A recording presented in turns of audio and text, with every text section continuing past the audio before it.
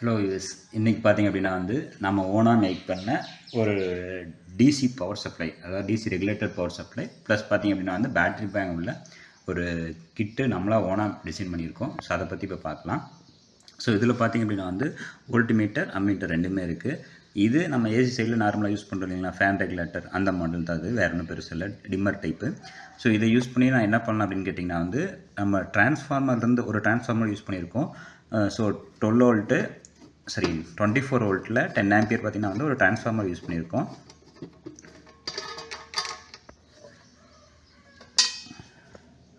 So இந்த 10 ampere transformer பார்த்திங்கன்னா வெறும் 24 0 to 24 மட்டும்தான், 24 0 24 இல்லை. ஸோ இதிலிருந்து வரதை எடுத்துகிட்டு நம்ம ஒரு பிரிட்ஜ் ரெட்டிஃபையர் யூஸ் பண்ணி ப்ளஸ் ஃபில்டர் போட்டு நம்ம என்ன பண்ணியிருக்கோம் அப்படின்னு கேட்டிங்கன்னா டிசியாக கன்வெர்ட் பண்ணியிருக்கோம். அந்த டிசி அவுட்புட் தான் பார்த்திங்கன்னா நம்மளுக்கு இங்கே வரும்.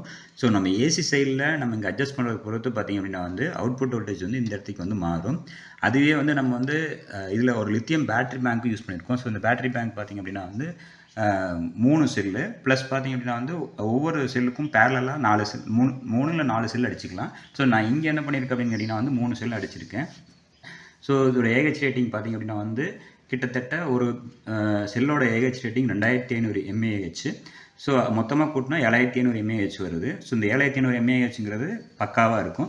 ஸோ அதுக்கப்புறம் என்ன பண்ணியிருக்கு அப்படின்னு கேட்டிங்கன்னா இந்த சைடில் பார்த்திங்க அப்படின்னா ஒரு ஆன் ஆஃப் சுவிட்சும் ப்ளஸ் பார்த்திங்கன்னா டிசி சப்ளையை ரெகுலேட் பண்ணக்கூடிய ஒரு டிசி டு டிசி கன்வெர்ட்டர் ரெகுலேட்டரும் ஒன்று யூஸ் பண்ணியிருக்கேன். இது எதுக்குன்னு கேட்டிங்க அப்படின்னா நம்ம பேட்டரி பேங்க்லேருந்து வரக்கூடிய வோல்டேஜை ரெகுலேட் பண்ணி எடுத்துக்கலாம். இல்லை எனக்கு பேட்டரி பேங்க்லேருந்து வரக்கூடிய வோல்டேஜ் வேணும்னா டைரெக்டாக வேணும்னா இதுலேருந்து எடுத்துக்கலாம்.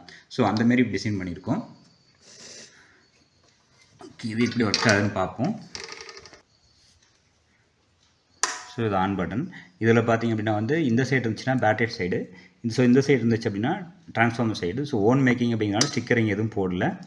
ஸோ இப்போ பார்த்தீங்கன்னா தெரியும் உங்களுக்கு, நான் இங்கே அட்ஜஸ்ட் பண்ணுறது பொறுத்து உங்களுக்கு என்ன அப்படின்னு கேட்டிங்கன்னா இன்புட் வோல்டேஜ் ரெடியூஸ் ஆகும். ஸோ 5 வோல்ட்டுக்கு கீழே போகும்போது என்னன்னா டிஸ்பிளேல தெரியாது. அதே பேட்டரி சைடில் பார்த்திங்க அப்படின்னா உங்களுக்கு 5 வோல்ட்டுக்கு மேலே இருந்தாலும் தெரியும், அதுக்கு கீழே இருந்தாலும் தெரியும். ஸோ மேக்ஸிமம் வோல்டேஜ் 24 வரும்.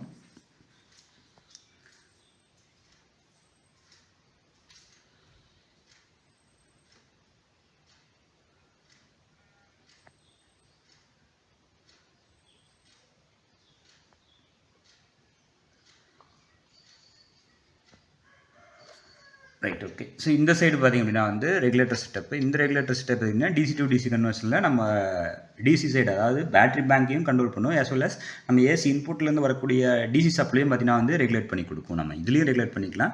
இல்லை எனக்கு 2 வோல்டேஜ் வேணும் அப்படின்னா, ஃபார் எக்ஸாம்பிள் இதில் நான் 12 வச்சுட்டு எனக்கு இதில் 5 வேணும் அப்படின்னாலும் எடுத்துக்கலாம். அந்தமாரி செட்டப் பண்ணியிருக்கேன். மோஸ்ட்லி பார்த்திங்கன்னா என்னோட டெஸ்டிங் பர்பஸ்க்காக இது மேக் பண்ணுது. ஸோ இதில் அடிஷ்னலாக என்ன பண்ணியிருக்கு அப்படின்னு கேட்டிங்கன்னா ஒரு டியூப்பு. ஸோ பழைய ஓல்டு டியூப் எடுத்துட்டோம். ஸோ அதில் என்ன பண்ணியிருக்கோம் அப்படின்னு கேட்டிங்கன்னா உள்ளே இருக்கிற அந்த எல்இடி ஸ்ட்ரிப் பார்த்திங்கன்னா 76 வோல்ட்டோ இல்லை பார்த்திங்கன்னா 56க்கு மேலே தான் இருக்குது அந்த வோல்டேஜ். ஸோ அதை நான் ரிமூவ் பண்ணிவிட்டு நம்ம 12 வோல்ட் இருக்கிற மாதிரி பார்த்திங்கன்னா ஒரு ஸ்ட்ரிப் ஒன்று யூஸ் பண்ணிவிட்டேன். ஸோ இதுவும் நம்ம ஓனாக மேக் பண்ண ஒரு டியூப் தான். ஸோ இதில் பார்த்திங்க அப்படின்னா பாசிட்டிவ், இது டைரக்ட் நெகட்டிவ்.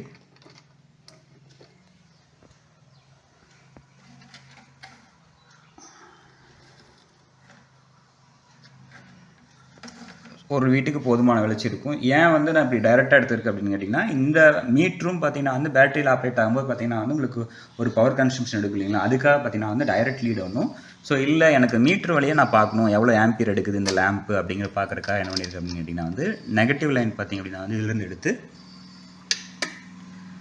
ஸோ இப்போ பார்த்திங்கன்னா தெரியும் உங்களுக்கு லித்தியம் பேட்டரியிலேருந்து வரக்கூடிய வோல்டேஜ் பார்த்திங்கன்னா 11.3. ஸோ 1 ஆம்பியர் கிட்ட எடுக்குது இந்த டியூப்பு. ஸோ இதே வோல்டேஜை நான் ரெகுலேட் பண்ணணும், இந்த டியூப்புக்கு போகக்கூடிய வோல்டேஜை நான் ரெகுலேட் பண்ணணும் அப்படின்னா, ஸோ நான் என்ன பண்ணியிருக்கேன் அப்படின்னு கேட்டிங்க அப்படின்னா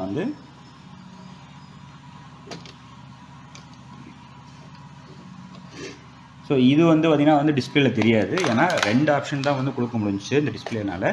டிஸ்பிளேக்கு இதுக்கு 2 சுவிட்ச் வைக்க வேண்டியதாக போச்சு. ஓகே, இப்போ நான் என்ன பண்ணியிருக்கேன் அப்படின்னு கேட்டிங்கன்னா ரெகுலேட்டர் சைடில் அதாவது DC to DC convert regulator சைடில் கனெக்ட் பண்ணியிருக்கேன், லோடு கனெக்ட் பண்ணியிருக்கேன். ஸோ இப்போ பார்த்திங்கன்னா பேட்டரியோட அவுட்புட் வோல்டேஜ் இது. ஸோ இது பார்த்திங்கன்னா DC to DC output voltage இது. ஸோ இது எப்படி ஆப்ரேட் ஆகுதுன்னு பார்ப்போம்.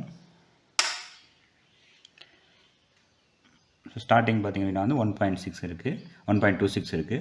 ஸோ நம்ம எல்லாமே ரைஸ் பண்ணலுக்கு என்ன அப்படின்னு கேட்டிங்கன்னா வந்து வோல்டேஜ் வந்து இதாகும். ஸோ எனக்கு 2 வோல்டேஜ் தேவைப்படுது அப்படிங்கிற என்னோடய ஓன் மேக்கிங்காக பார்த்தீங்கன்னா வந்து என்னோடய ஓன் நெசசிட்டிக்காக பார்த்தீங்கன்னா வந்து நானே மேக் பண்ணுது இது.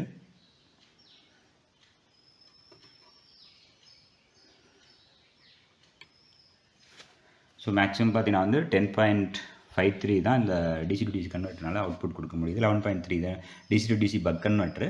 ஸோ இவ்வளோ வோல்டேஜ் கொடுக்குது. இப்போ பார்த்தீங்க அப்படின்னா வந்து லேம்ப் வந்து க்ளோவில் இருக்குது. சரிங்களா?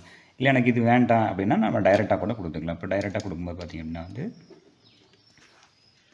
ஸோ டிசி டு டிசி கன்வெர்ட்டரில் ஆல்மோஸ்ட் பார்த்திங்கன்னா வந்து 11 வோல்ட் பக்கமாக வந்துருச்சு. இப்போ டைரெக்டாக வரக்கூடிய பேட்டரி அவுட்புட் பார்த்திங்கன்னா வந்து 11.3 1 ஆம்பியர் அப்படிங்கிற பக்கமாக எடுக்குது. ஓகே, ஃபைனலாக கன்க்ளூஷனுக்கு வந்துடுவோம். ஸோ இதில் என்னென்ன பண்ணியிருக்கேன் அப்படிங்கிறத சிம்பிளாக சொல்கிறேன்.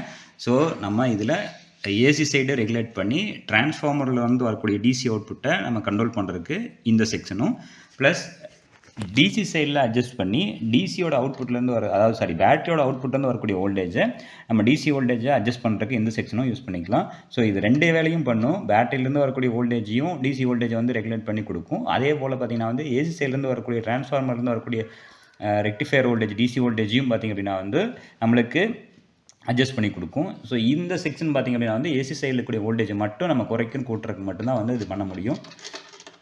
ஸோ இதில் அடிஷ்னலாக பேட்டரி பேக்கப் இருக்கிறதுனால உங்களுக்கு பார்த்திங்க அப்படின்னா வந்து ஒரு லேம்ப் பார்த்திங்கன்னா வந்து 3 to 4 hours கண்டினியூஸாக க்ளோ ஆகும். ஸோ இதில் என்னன்னு கேட்டிங்கன்னா 1 ஆம்பியர் கரண்ட் எடுக்குது. ஸோ அதனால் பார்த்திங்க அப்படின்னா வந்து எனக்கு ஸ்டார்டிங்கில் இதே பேட்டரி பேங்க் பார்த்திங்க அப்படின்னா வந்து 5 hours வந்துச்சு. ஸோ இப்போ கிட்டத்தட்ட பார்த்திங்கன்னா 1 yearக்கு மேலே ஆச்சு நான் இது மேக் பண்ணி. ஸோ அதனால் பார்த்திங்கன்னா வந்து பேக்கப் கொஞ்சம் குறைஞ்சிருக்கு. ஆனால் வந்து கன்ஃபார்மாக பார்த்திங்கன்னா வந்து 4 hours தெரியும். எனக்கு இவ்வளோ வாட்டேஜ் வேண்டாம், இதோட கம்மியாக வேணும் அப்படின்னாலும் நம்ம போட்டு யூஸ் பண்ணிக்கலாம். ஸோ இந்த வீடியோ எப்படி இருந்துன்னு சொல்லுங்கள். தேங்க்யூ.